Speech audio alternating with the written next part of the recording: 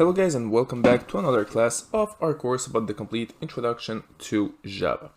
So basically in the past few classes we talked about many of things, and we talked about the if function, the while loop, and the for loop. And basically we talked about different elements.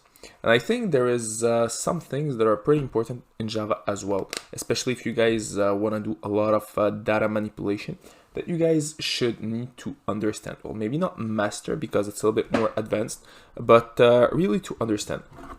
And today we're going to talk about three elements, so basically collections, lists, and maps. So I'm not gonna take a huge part of this course to talk about all those elements, but it's still important just to understand that they exist and they are here. So basically we talked about arrays in the past few classes. You'll see lists and maps are basically the same logic. It's used to store elements inside of them. And we're going to practice and see a little bit the differences between those elements and arrays, and basically how they work all together. So let's start. All right, so basically what exactly is a collection? So a collection, we can see it as a framework in Java, and basically it provides architecture to store and manipulate groups of objects. So basically we can see what exactly they can achieve. They can achieve all the operations that are performed on a certain data, such as, for example, searching, sorting, insertion, deleting them, or manipulating those elements. And it means a single unit of objects. So basically Java collection frameworks provide different interfaces and classes. So if you want to have some examples of interfaces, for example, we can have lists, we can have sets, we can have queues. And for classes, there are plenty of different classes, such as, for example, hash sets, tree sets, array lists, vectors, and many others. So basically, as I said, a collection in Java will represent really a single unit of an object. So before we go any further, just to understand what exactly is a framework in Java. So basically it will provide the ready-made architecture and represents sets of classes and interfaces. And a collection framework, what exactly it is. So it represents a unified architecture for manipulation and sorting of groups of objects. So basically it has interface and its implementation, so in other words, classes, and algorithms. So basically there is an architecture in collections.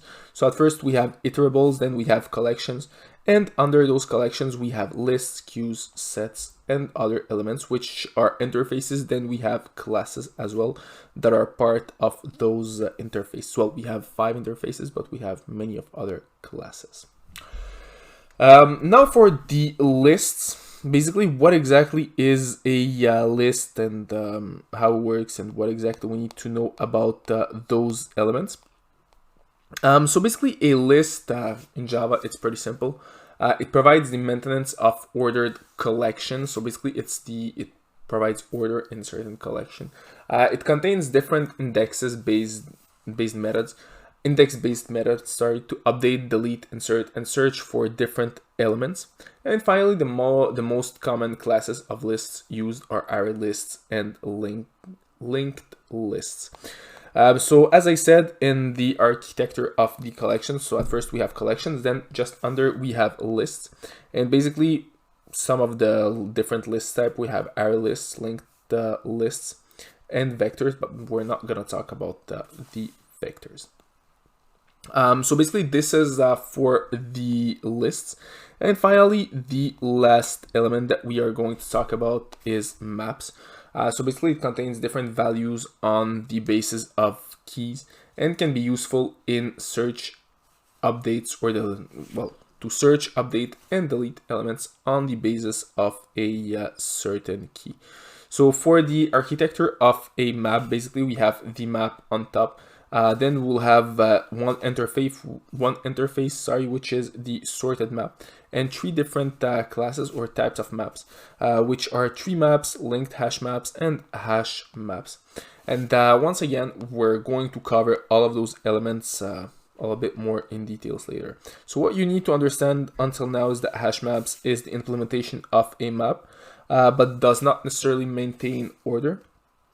Linked hash maps is also an implementation of maps, and we can say that it inherits hash map classes. So it maintains insertion order. And finally, we have the tree map, which is the implementation of map and sorted map, and it maintains ascending order as well. So basically this is for, this is really the basics of the elements that we are going to cover in the next few classes.